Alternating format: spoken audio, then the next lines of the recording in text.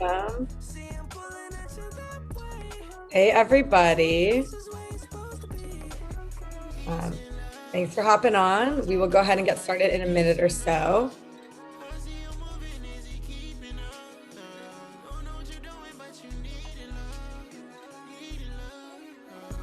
Cool.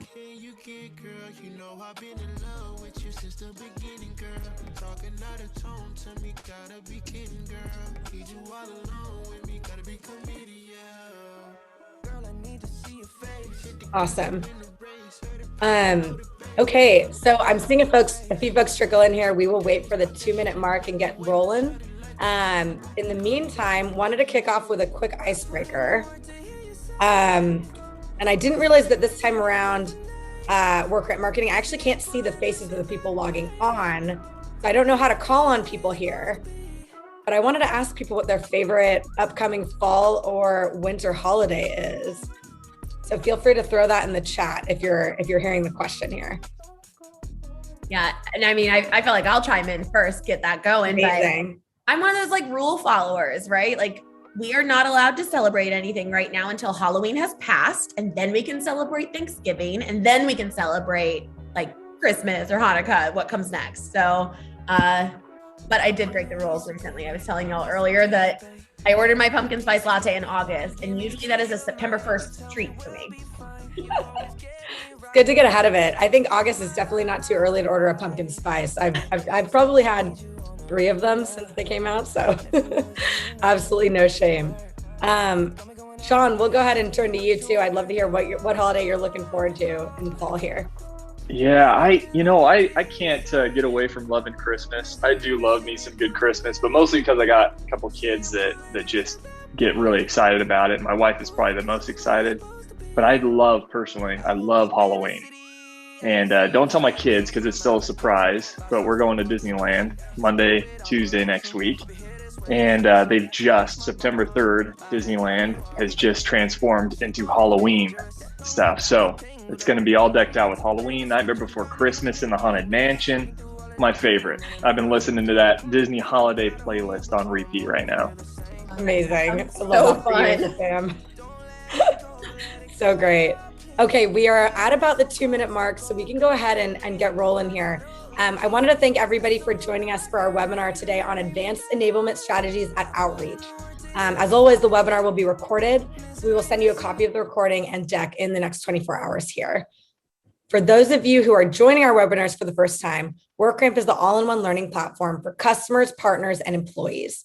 Our modern training platform powers learning for top companies like Outreach, who we have here today, Box, Reddit, and many others. And so if you don't know me, I'm Danielle. I'm Director of Sales here at WorkRamp.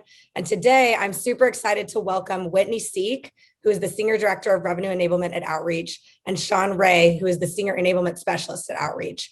Would love to turn it over for the two of you for some quick intros. Why don't we start with you, Whitney? Yeah, absolutely. Hi, everyone. Like Danielle said, Whitney Sieck, Senior Director of Revenue Enablement at Outreach, which is the leader in sales engagement and conversational intelligence. And I started my career as a sales leader who quickly realized my passion was training my sales teams. And so I didn't know that enablement existed, but I started my own business doing consulting for small to mid-sized companies on sales training, customer service training. And through that entrepreneurial time, I really learned a lot about scale. I was creating bespoke custom content for everyone, and I knew that wasn't working. So I wanted to go and learn from the best. I was in Houston at the time, so you either had like oil and gas or medical. So I went into oil and gas. Baker Hughes had a center of excellence for talent development. And that's where I really learned about project management, about scaling methodology. And that gave me the confidence to do it all again. And so that's when I made the move into the SaaS space, where I've been building enablement functions from scratch for my past 3 roles. I joined Outreach a little over a year ago. And since then, it has been such a wild ride. We've implemented 3 new pieces of technology, grown the team to 10 and counting. So it has been so much fun building out the function for Outreach. Awesome. Whitney, so happy to have you today. Sean, how about you? Why don't you give a quick intro to yourself? Yeah, happy to, and thanks for having me. So I kind of like Whitney. I didn't set off on my career journey thinking that enablement was actually in my future at first. I started off in SaaS as a sales rep and went through those motions at a startup based out of Salt Lake City, had phenomenal success, and actually was a customer of Outreach during that time, and really caught the vision of what it could be, and decided, yes, this is what I need to be doing, is helping people to just be much more successful and scale themselves in this way. And I was able to step into a professional services consulting role at Outreach a few years back and be able to help people scale themselves. And as I started learning that, I learned more about myself, and our professional services team grew. And I found that some of the needs that we had on our professional services team was this enablement function. Our products were growing so fast, our company was growing so fast, our teams were diversifying so fast that we needed more hands-on and more dedicated support to scale that effort. And I thought that's a perfect role for me. And so I stepped into that a little over a year and a half ago, and haven't looked back. I mean, feels like so much like home. And so I've been doing this professional services enablement for the last year and a half. And we, been using WorkRamp for, this whole year, and have been able to scale that up as well in a way that's made our enablement function so much more effective. Awesome.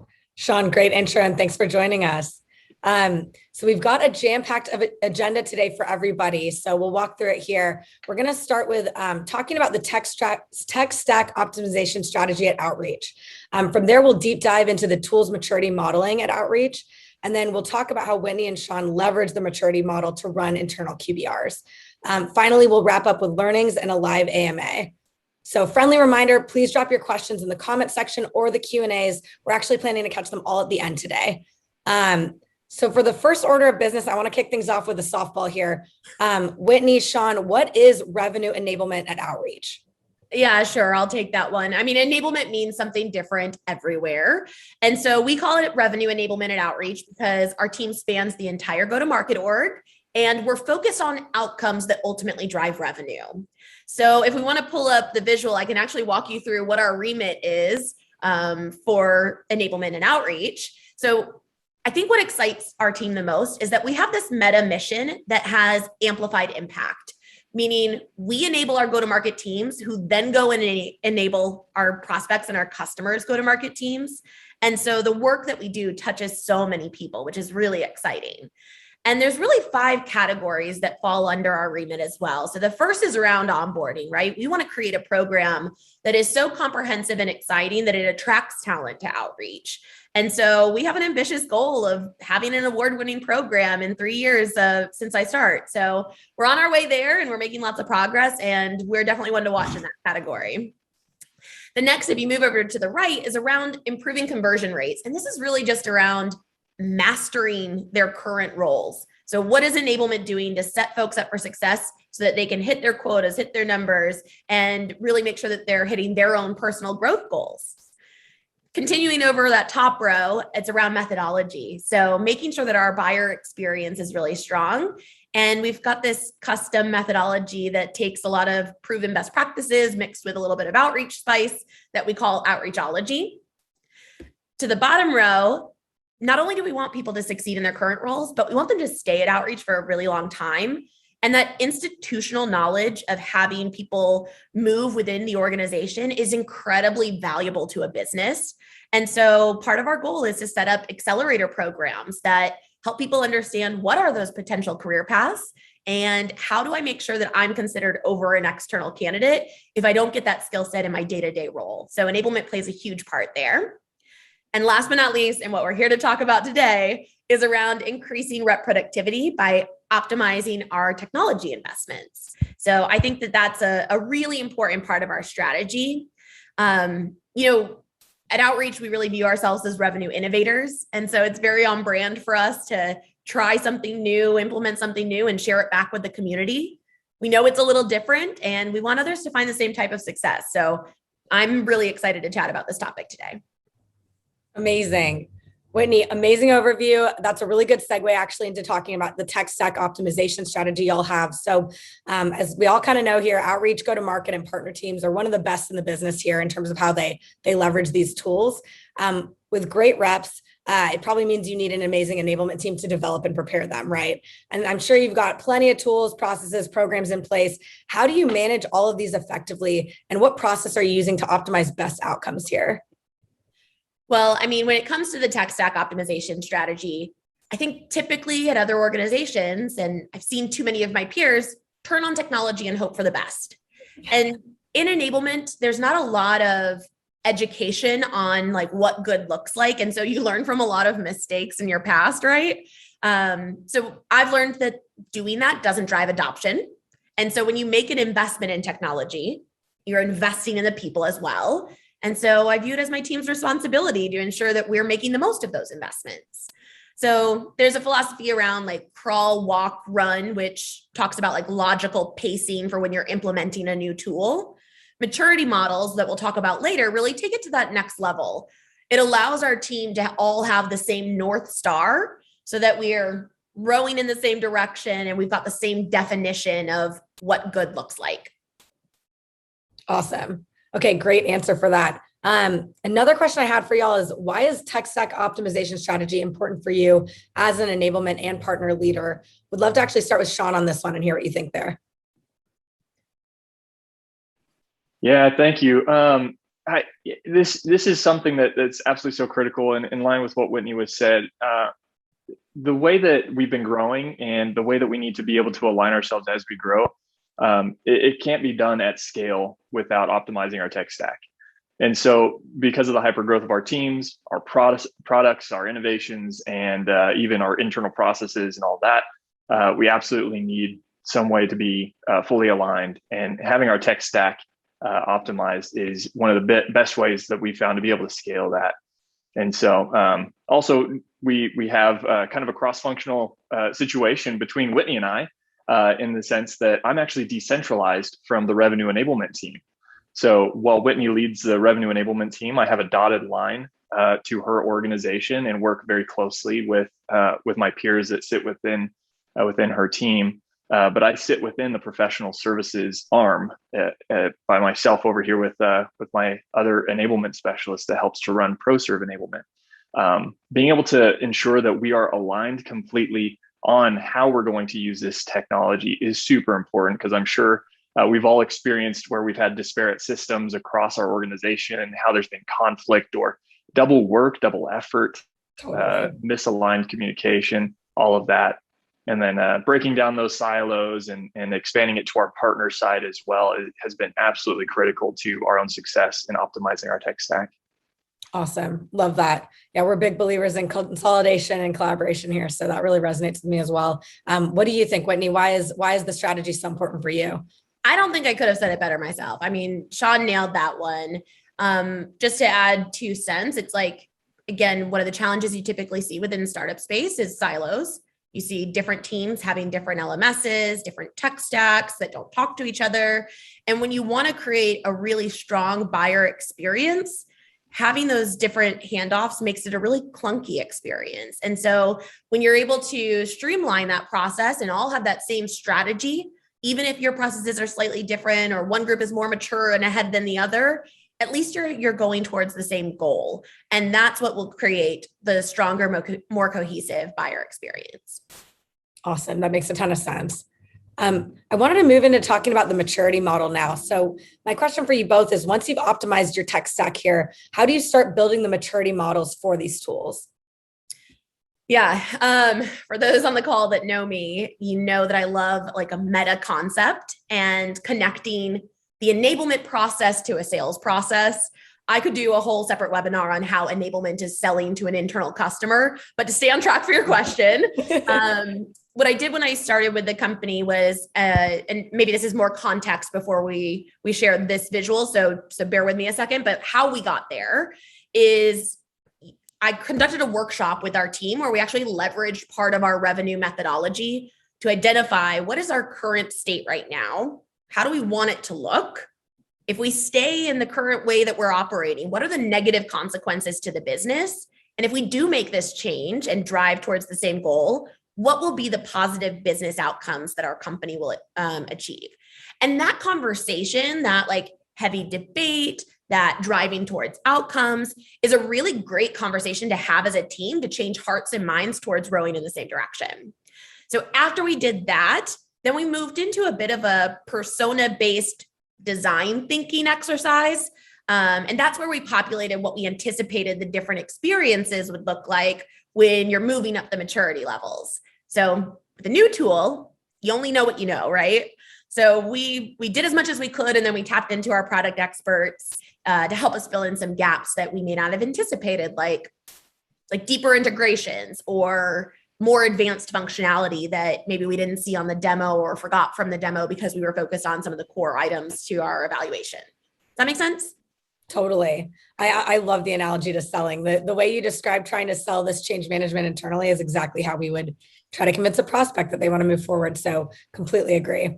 Yeah. And if I could chime in too, and just as a participant in this experience, not having come from the enablement background and stepping into this, I knew that we had a lot of enablement debt moving into my own sphere of responsibility there. And as Whitney came into outreach and introduced this model in the workshop initially to us, when we sat down and we analyzed those things, that retrospective action was not something that was yet built into our process. And being able to participate in that and really take the moment to reflect opened my eyes up to all the things that we had accomplished and the things that we still yet could accomplish. And we were able to actually get more tactical instead of just doing so much ad hoc work that, oh, there's that other need. Just as it comes across your desk, you're flying through work. So this really gave us that opportunity to step back, slow down, and get a bigger holistic picture, which really drives us forward. I know, as Whitney will talk about more in the maturity model. Awesome. Yeah, I would love to learn more, Whitney. Yeah. All right, let's pull it up. Let's show you what it looks like after you do that type of exercise. Amazing. All of the hard work manifests into a beautiful one-pager that describes the long-term strategy. So for us, this is our strategy in working in WorkRamp. And so we've got things like this for every tool. My goal here is not to review every item on the page with people on the call, but what I want to do is orient you to this format. So I'm sure y'all will receive a copy of this. We talked with the team and we're all comfortable sharing the details of ours internally that we built, but we know that every organization is different. So you'll likely need to make adjustments for your own org. All right, let me orient you to it. So on the far left column, what you see there is around those different personas, the persona categories that I described. So that's the user experience, the manager experience, how enablement is working in the tool at that time, and what metrics can we measure at that stage of our maturity within the piece of technology. And so you'll see that that is the common thread. Those experiences should all improve over time. And so the top row are all of those different columns is around that advanced maturity. So you start off with something and it's ad hoc. That's like if you were to completely turn it on and let the folks loose, you probably stay at this stage for a while.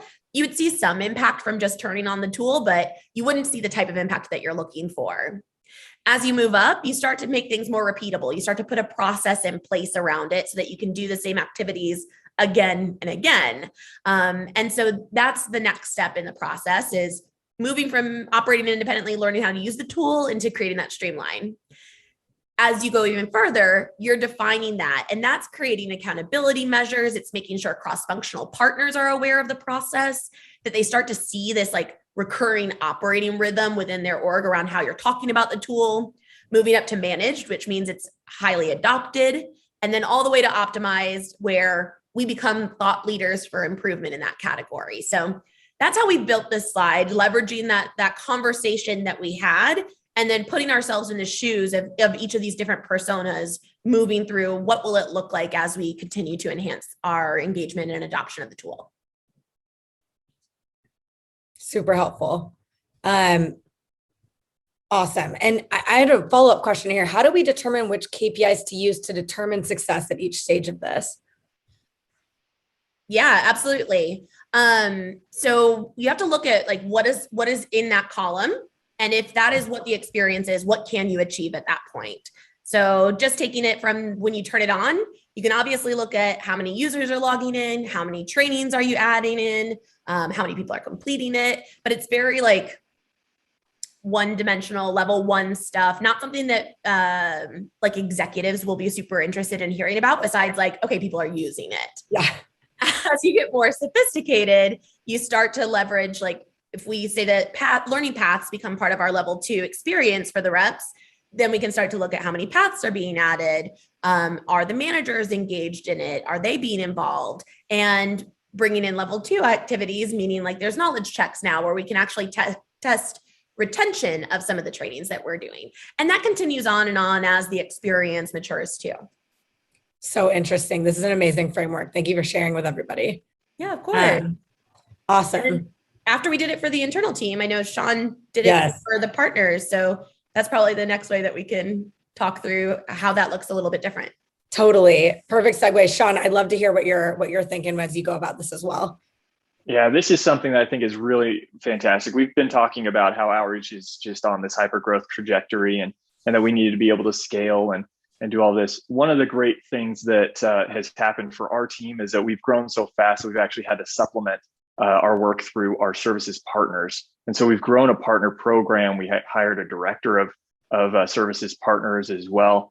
And when we were looking at what we were currently using in terms of our tech stack could apply to them, WorkRamp was an obvious light bulb for us. Like we could take all of this content material that we're building internally and transition that for our external team. And so when we learned about WorkRamp academies and all that, that was a huge step forward for us to be able to scale our efforts.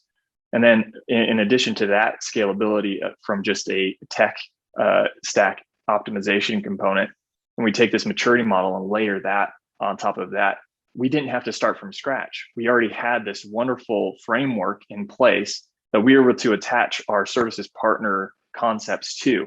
And so it took all the groundwork that was done already, and we just built upon it right away. So when you think about all the various components that you at your company might be building up, as long as you get started with the maturity model, you'll be able to really layer in those other aspects and components quite easily. Even if you are decentralized as I am in my team, or you have new teams coming aboard, it's quite easy to just layer these in and identify how they fit within the maturity model where they're currently at. Because I know our partner program might be slightly behind where the rest of the team is, but I know exactly what we should be looking at. And we modify it, of course. You can share the maturity model that we use for partners. Awesome. And you'll see that it's a little more concise because of the experience that we're providing here. And the maturity levels are a little bit different. And there's some stuff that we beg, borrow, and steal from the internal side as well. And so we made sure that it was unique to the partner experience, but followed that same framework. And it made it so simple for us to be able to scale this effort and know that we were on the right track for maturing our own way that we're operationalizing WorkRamp for the partner community. Awesome. Super helpful. I definitely see the parallels there. How did the two of you take these types of maturity models and use them to create more maturity models for other tools? Is that something we're thinking through? Like, yeah, we've got this for everything that's in the enablement tech stack. So, wow. Yeah, and I'll talk to you in the QBR around how we like talk through this with our internal stakeholders. But yeah, we want to make sure that we've got cohesive strategies, and that if we're going to invest in a tool, that we're going to maximize it and that we're going to make the most of it. And so having this strategy in place is also really beneficial for an enablement function, because too often you find yourself being reactive to the whims of the reps and the managers. Mm-hmm. And it's amazing how quickly you can quell some of that if you show them we've got a plan in place, right? Like, we've got a plan, we're moving forward, we have a logical progression. They see that and they're like, okay, they've got this under control. And you start to see those like ad hoc requests slow down, or you know how to map those requests to like saying yes, but not right now, because you've got where that fits into the future model. So there's a lot of enablement benefits that come from it. So that's why we've done it for all of our tech stack. And it was a similar experience to like Sean translating it for the partner team. That's how we do it for other tools as well. Amazing to have a roadmap there. Makes a lot of sense. One thing I'd add too is that this is awesome for tech stack optimization, but we've even done this for other things that are not necessarily tech, right? You can do it for other programs. I know our onboarding program is something that we've done this for as well. So not only our revenue onboarding that all of our go-to-market new hires go through, but our specialized, our role-specific onboarding paths as well. It's really universally applied. And I think that's absolutely right, Sean. Like core programs are really important to do it with too. Enablement works on so much. And so you can't work on everything. You can't move the needle on everything. And so working with your teams to prioritize where you want to move the needle allows you to say, okay, I'm okay with this staying at a level 1 for now, because we're going to be really focused on bringing, this piece of technology from a level 2 to 3 from the adoption side. So as long as you're all in agreement that like this one's going to take the back seat for a bit, it drives really positive partnership. Awesome. Makes a ton of sense. Do you share this with your vendors, and how do you use this to drive vendor relationships here? Oh yeah, I'd love to chime in here on this one, because I was just so impressed with the way that I'll use WorkRamp as the example here, because we've had a great partnership.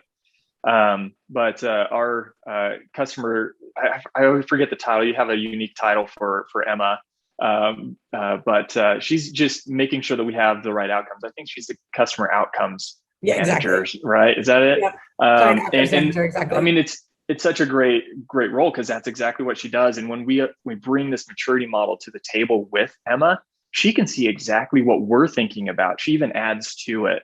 So as we have our QBRs with WorkRamp and with Emma, she's able to see exactly what we're looking for. And in fact, it's led to some feature enhancements that we've needed. We've identified through that process, not only the gaps that we have to get to the next level in our maturity model, but some of the current areas of opportunity for WorkRamp to help improve for us. I know I get hit up every once in a while from WorkRamp support saying, hey, Sean, that thing that you asked for in the VIP Slack group, it's there now. You're welcome. And it just blows my mind every time that happens. And it helps us move further along that maturity line, in addition with the work that we're doing there. So yeah, using with our vendors has been wildly helpful.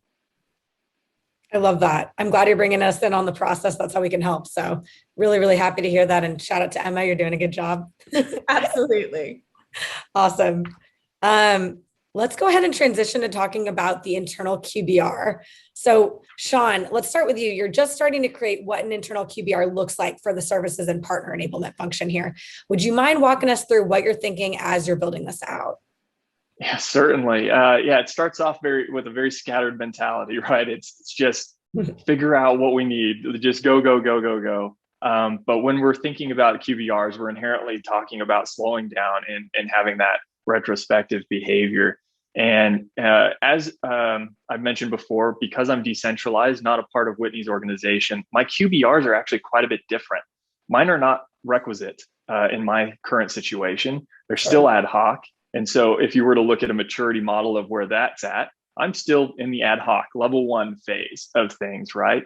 But what I have inherently done, because I see the value in it, I see how important it is. And then as I've iterated and as Whitney's come in and I've seen how they've operated within the revenue enablement org, I've stolen bits and pieces from them to be able to apply to my own QBRs.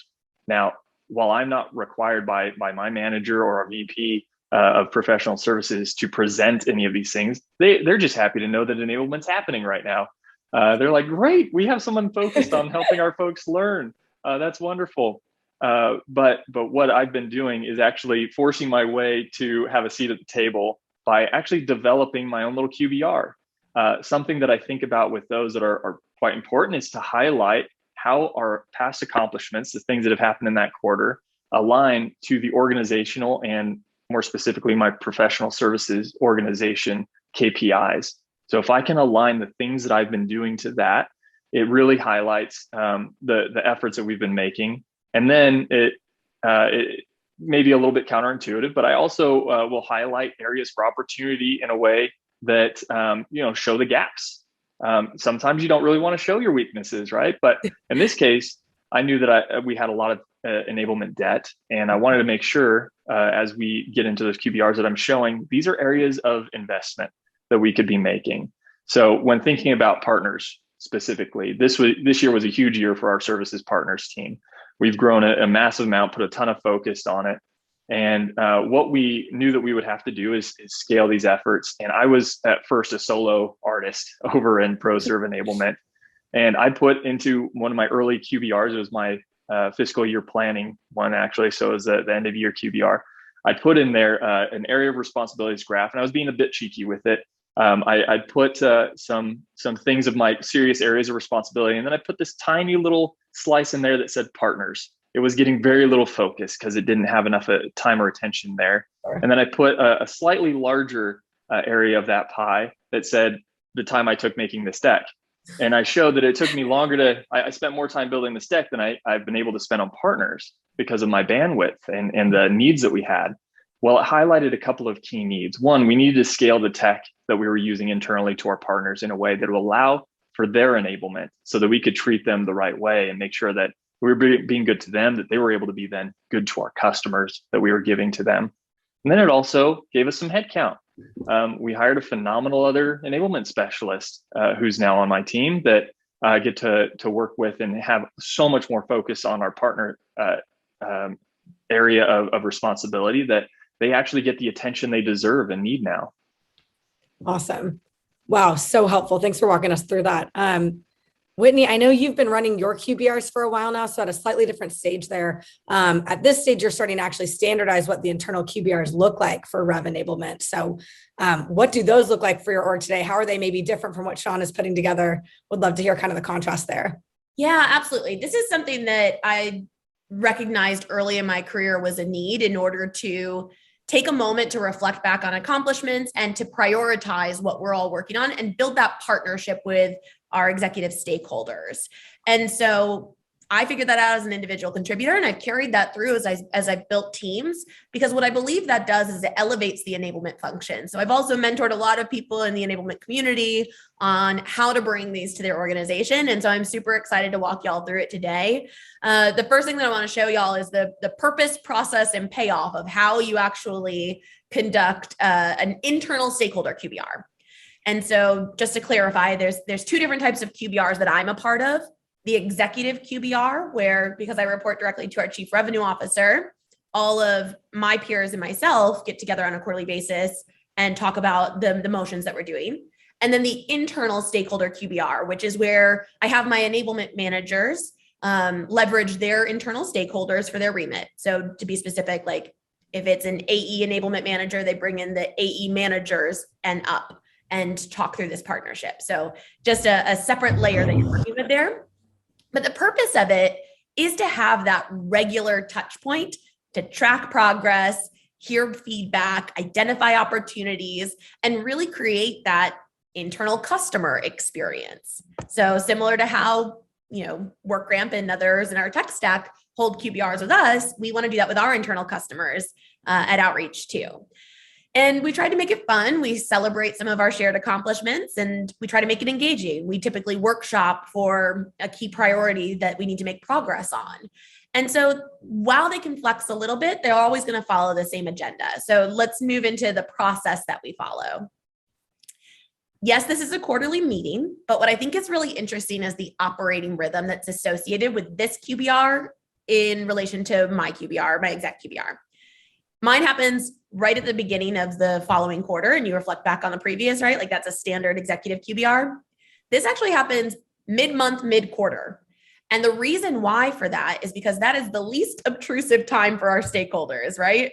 When you've got, especially on the sales side, folks chasing quota, end of quarter is really, really busy. And so going to the middle of the month and the middle of the quarter, you've really got a sweet spot to have everyone's attention and engagement. During that time, we revisit the charter because things in enablement change often. We want to let them know who's on the team, how has support shifted, all of that. And then we talk about data in a few repeatable categories. We look at ramp data. We look at efficacy within the role and quota attainment. We look at internal mobility measures, and then we look at tech stack optimization. And I'll give you access to a few of those slides that we share as well. We also talk about here are the key priorities that we're working on to make sure everyone's on the same page and lockstep and that those are still the priorities. And it also gives us the opportunity to adjust if necessary and to find out who are we going to partner with closely to achieve these goals, because enablement is a team sport. It's not us working alone in a silo building by ourselves. And so we get it's stakeholder sponsors that get involved in the projects as well. So then the payoff side is really around like, what do we gain from doing this? There's a lot more clarity around what enablement does. And anyone who's in enablement knows the experience of where like people have their different perceptions. Enablement equals training or enablement equals onboarding. So revisiting that charter and that remit gives them that clarity. We're also able to talk about our impact. A lot of times enablement's moving so fast that they never get to document their impact. This gives us that moment to say, look what we've accomplished. Look at the impact that enablement is making for your team. It gets that skin in the game from the manager layer, which is the most crucial partnership for enablement. And it makes everyone feel like they're aligned and appreciated. And it also helps prep me for my executive QBR. So all of that progress actually feeds into what I present to the execs overall. So that's the internal stakeholder QBR and how we present it. I'll share with you a few slides that we leverage in it as well. If you want to move to the next slide. So you asked earlier, like, do we do this with other pieces of technology? And what does that look like? And how do we report that back? So this is an overarching slide that we leverage.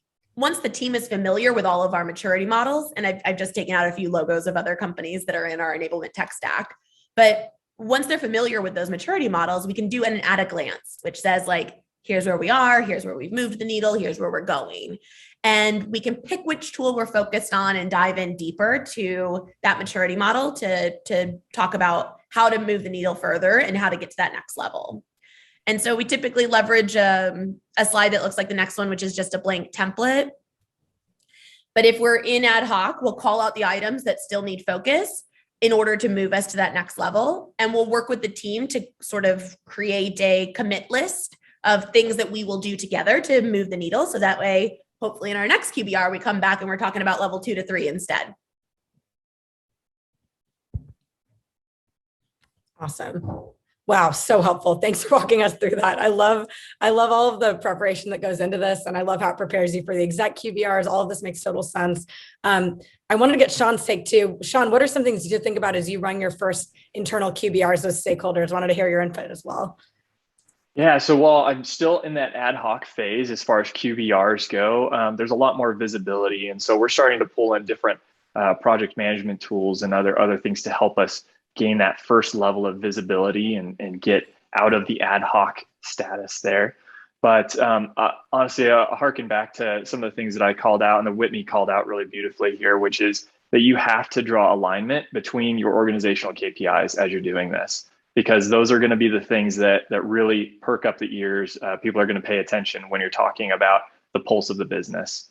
And so if you're having an impact in that way, it's going to be the thing that helps you to drive decisions and get your advocates from the executive leadership and all of that. And then likewise, that motion of showing the progress between levels 2 and 3 or 3 to 4, the strides that you're making there, or the opportunities for investment that you need to be able to get to that next level and what that payoff will be. So those are super critical things that as we're maturing our own use of QBRs from the professional services side, those are all things that we're looking to apply as we move into that more formal QBR basis. So helpful. Love hearing about the thought process there. Whitney, I know you're a little bit of ways out from their very first one, but thinking back, your first internal QBR, what are some things you had to think about to make sure it's successful and drive the needle there? Ooh, I feel like I've slept a few days since then, but I can definitely give some advice to folks who are doing this for the first time because I'm coaching my team on how to do that right now. And I think some lessons learned is, sometimes enablement professionals don't really feel that same comfort level with talking about data and measurements of success. And so I think that it's really critical to practice that. So I do a dry run with my enablement managers to make sure that they feel comfortable going through that information and leveraging that. And then in addition to that, there's a lot to cover, and you don't want it to be just a readout to the team or else they won't be engaged. And so I challenge the team to start to think through, like, if you were to deliver this with your facilitation style that you would give into a training, what would you bring to the table? And that helps them focus on, like, okay, I've got all this information here, but where am I going to spend my focus for the delivery section? Like, where do I want to actually talk about versus share just the resource? And then think of, how do I engage with my stakeholders at each part in the process so that it's not just a one-to-many communication, because then you could have just shared the deck and hoped that they read it. You need to keep them engaged along the way. And so finding those opportunities for Q&A, to find opportunities for them to get involved and actually problem solve on the call, that's what keeps them super in tune with what's going on and keeps the conversation going in a way that's going to be really effective. Love that. I love the emphasis on engagement, interactivity, accountability there. It's definitely important when aligning people. So helpful. Thank you both. I want to move next into learnings and then turn it over to the audience finally to ask some questions. We all know hindsight is 2020, at least that's what they say. So if you could both roll out maturity models again or do the build again, what would you put more emphasis on? What would you do differently there? Let's do Sean first. Yeah, hindsight definitely is 2020, but when you're moving so fast, you're making as good of predictions or projections of what you're going to need as you possibly can, right? You kind of know if you're doing some diligence here, you can see what your head count is going to be and know where the scale is going to come from, and so being able to consider how you can scale your efforts is really important from my perspective here. And so there's two big ideas that I think would have really helped us if I were to have gone back and start over again. Having come from the SME type of perspective in professional services, I had done the role. I knew what that was, but even though we were diversifying our roles and our offerings so fast, that what I should have done is actually not rely as much on myself, even though I came from that perspective. I should have built up better ways to leverage our content contributors. We have a lot of knowledge and talent on our team in professional services and across the org. I cross-functionally leverage folks from support and from sales and from success all over the place, and product even as well, right, for these things. So finding better ways or enabling better ways for ourselves to use content contributors in a more effective way is one big emphasis that I would go back and do, and we're starting to do now, thank goodness, right? But the next piece is actually creating a style guide. So creating a style guide seems like one of those things where it's like, yeah, it's a nice thing to have, right? It's actually quite important, especially when you hearken to contributors that are going to be creating this content. If you don't give them some sort of a format, something to leverage in terms of the base content that you're going to need to create the finished product, it's really difficult to scale your efforts. You're doing ad hoc over and over and over. You're just taking a new stab at it every time. You're drafting out the things. You're finding missing pieces every time you go back to those content contributors and saying, oh, actually, I needed this too. Oh, I needed that. So it's much more streamlined if you have a great style guide that you can start with. We even, we created some semblance of a template early on, and the style guide itself is being retooled to be optimized right now. But those are two of the biggest things that I would say. If you get those in early enough, it can really help you scale your efforts. Great learning. Awesome. Whitney, how about you? When it comes to creating a maturity model, there are enhancements that I've made along the way through my career. I'd say that, it used to be just one experience that we were exploring per column.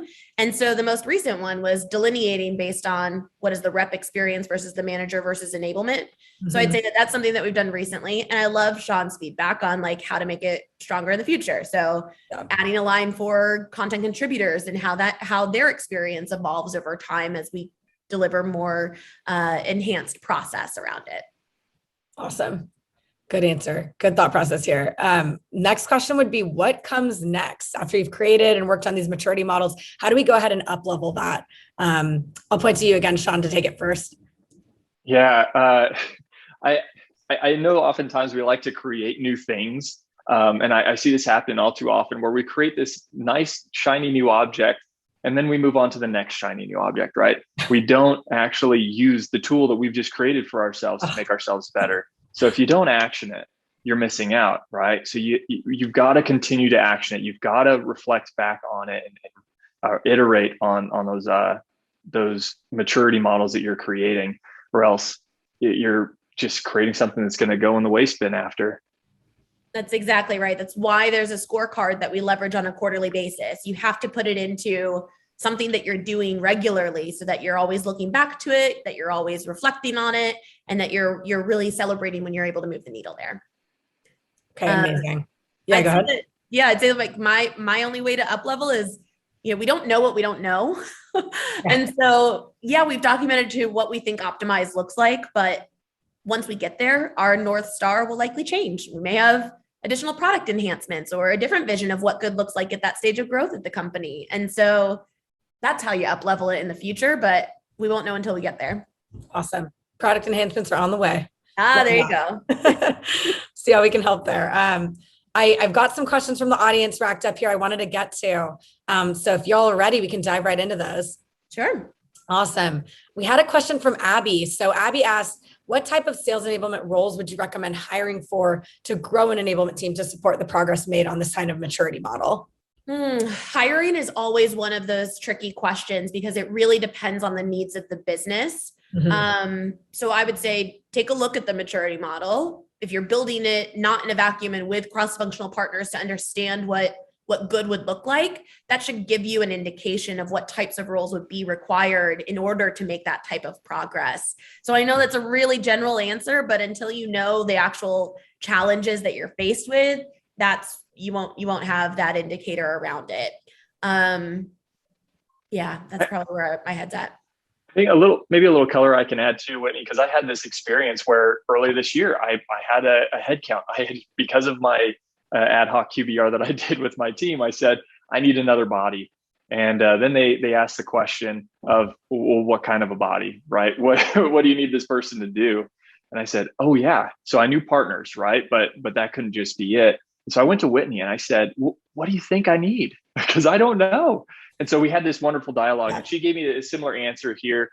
Look at your needs, right? What is it? And now that some time has passed and I'm actually have presented our next iterations, the next headcounts that we need, I've been able to not only evaluate the needs within our silo of professional services, I've broken that silo and I see within Whitney's team, her hiring plan, and I can see what needs she's filling that I can actually draw on because there are some shared resources that she'll be filling there. And I can know that, okay, I don't need to hire a headcount in professional services for that because I can leverage a resource that Whitney's got.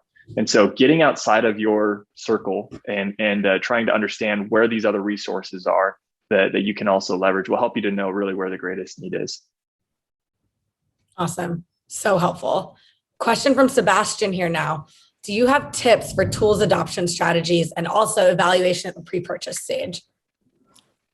So many tips. Let me try and be concise with it though. So pre-purchase stage, I'll start there before we talk about adoption. There's a process that I follow that I think is really helpful where you present a business case to your executive team, you get that executive buy-in on budget early on. And then you lay out your plan for the evaluation process, including a lot of cross-functional stakeholders, making sure that the right people are seeing the demo, that you're thinking ahead, not just where you are now, but thinking ahead around how things will be leveraged in the future. The other side is to share back with the team what tool was chosen and why.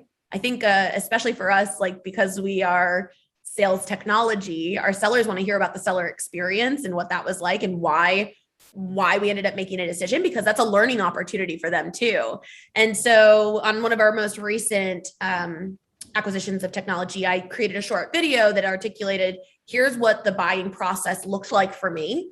Here's where the seller was a differentiator in the process. So skill sets that could be emulated, and really got them excited about the tool that we were implementing. So I think that's part of how you've got to change hearts and minds in order to drive adoption. So that would probably be my transition point, is get the team excited about the tool before you even launch it. And then when you launch it, having creative opportunities to highlight good behaviors is another great way to drive adoption too. Sean, anything else that you'd add from our multiple implementations this year? Yeah, it's been a whirlwind of things, hasn't it? Yeah. The tech debt is getting smaller and smaller, thank goodness. But there's been a lot that we've done there. I would just point it out from, let's talk about the services partners aspect, because I think that this really illustrates some of the adoption there. And what we've got going on from a services standpoint, I've mentioned or alluded to a couple of times that we after adopting or going forward with WorkRamp for our internal teams, we knew that it was an obvious next step for us to do for our partners. And when you're able to get content into the hands of people so quickly, our partners, they just had nothing. They had nothing for so long. And when you give them things that are meaningful, really impactful right out of the gate, I can share with you a whole lucid chart of workflows and things like that, things that we created to help show how we were going to construct our academy in WorkRamp for our partners.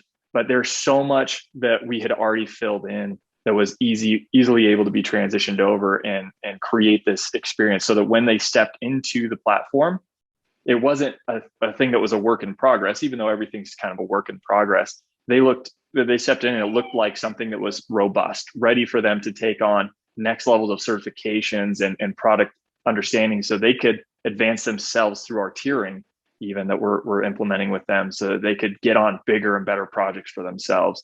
So they saw an immediate enhancement. They live in there now. They're in there all the time because of that. And so, just provide the people what they need. Awesome. Great answers. A question from Chelsea was, what are some of the ways that sales enablement can practice data and measurements of success? And in other words, what ways do you specifically use data to measure success? Salesforce, other tools, feedback, sales performance, like what are we looking at here? This is a super complex question. So I'm going to try my best to give you a few tips that you can take away. The first is to sort of define your employee journey. And so what I mean by that is like, what is the employee going lifetime looking like? Similar to a buying journey, right? I like that comparison to sales. But if you're looking at the employee journey, let's take the first stage, which is around ramp. What can you measure that's leading, lagging, and then my joke at conferences is lacking, which means maybe you don't have the infrastructure to measure it right now, but you want to in the future. You've got to get that on the radar of your ops teams, your BI teams to be able to have that maturity grow over time. It's like always looking through those three lenses when you're defining it. That looks different at every organization. So understand current state of how ramp is defined and then identify opportunities to improve that as well. Some of the things that we're looking into from an enablement perspective is, yes, quantity, right? Like how much are we producing? But that's not what executives find interesting. They want to look at quality of results. And so our leading indicators that we're building out are around a certification or badging program for key activities. And then customer facing readiness, understanding what are all the time tos. So time to first discovery call, time to first demo, time to first deal, second deal, third deal, time to ramp, time to full quota, right? Like I could go on and on. But if you identify like, all right, this is the part of the journey I'm looking at, what are all the metrics that I can build out a dashboard that aligns to that, and then move on to the next stage. To give you some insight on like how we measure programs specifically, I leverage a model called the Kirkpatrick model. Mm-hmm. And I'm gonna run through real quick for everyone. I know we're running out of time, but like level one is that survey that you send out after a training initiative, making sure that ties to understand the motivation to apply. So making sure that your questions in there are addressing that. Level two is around retention. So having some sort of knowledge check within WorkRamp is how we look at that. We look at that scorecard for criteria for success and say, are there any gaps that we need to double down on in order to be successful and move the needle? Level three is around behavior change. That's where your partnership with your leaders comes into play, making sure that they are seeing that behavior shift and that they're giving feedback and coaching regularly to the initiative. And then level four is the ROI. So what is the impact of the business? And it should level up to one of those core KPIs like Sean has mentioned multiple times throughout this webinar. Yes. Hope that's awesome. helpful. Yes, super, super helpful. Sean, anything you want to add there? I think that we just had one really cool example of that this year where we were actually leveraging a WorkRamp course and challenge. So we had thrown this to the sales team that we have a new professional services pitch that we wanted to get the sales team educated on and enabled on, and they were able to start applying it. And one of the big needle movers there was, are we getting more professional services attachments to our contracts? Meaning, are more of our customers also purchasing professional services? And so we were able to look at the before and after, the people that have passed the challenge and those that haven't, and to see the actual increase in our attach rates. And it's phenomenal when you actually see not just a KPI that, is just like this kind of vague thing, but a very specific one that is moving the needle for the company, that you can draw back to those actions that a rep has taken within your tech stack. Mm-hmm. Totally. Yeah, that correlation story is so important, right? Like, you can't just say, I did this training thing and then they saw this result. You've got to be able to tell that whole story like Sean just did. That was an awesome example. Yeah, really good example. I think we have time for one more question here. So from Molly in the audience, do y'all have a recommendation on a gold standard for deploying or training employees on a new system or technology when rolling it out in the field? So for example, defining objectives of implementation, success metrics, gaining alignment, training managers first, training in user groups by role. These are just some of the ways she's kind of thinking through it. Like, do we have a gold standard here that y'all would employ, or what would the tips be that you guys can offer up here? Sean, do you want to go first? You want me to take it? Yeah, I mean, this is a big question there too, because again, it's going to depend on your needs, right? So the gold standard is really what are your needs, identifying those needs and addressing those appropriately. But an example of how we applied that to our rollout of WorkRamp actually was with partners, in the way that we knew that we wanted to get this into the hands of partners at some point if it seemed like the right fit. And we knew pretty early on that it would be. But when we were rolling things out and doing the maturity model with our internal rollout of WorkRamp, we had partners in mind as well as we were doing this. We said, okay, how can we build these things in a way that's also going to scale over there? And so we wanted to be very mindful of the types of audiences that we would be approaching. And so we knew that when we went to market with our partners, we would need something that was robust and complete. And so, as I mentioned, like, how cool is that we were able to get that to them, and it's been adopted really well as a result. And so I think that adoption is obviously an indicator of something going really well. And that's just one example of how we applied a gold standard to ourselves, is make sure that we started with the audience that we knew we needed to get to first, and let those other pieces be a phased rollout approach. I think that can oftentimes work really well. Great. Love that tip. I'd say, Molly, you've got some great items that are already in your examples there. The other thing that I would do is try and inject some fun into it. So actually, it's something that we learned from our implementation with WorkRamp too, is we loved the award ceremony that folks did.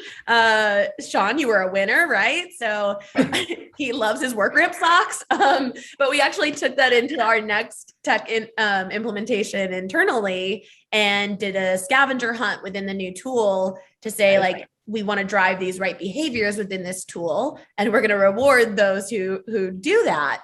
And so I would say try and find something fun like that you can get people into the tool quickly, get them to accomplish some of those key activities that you want them to be able to do long term.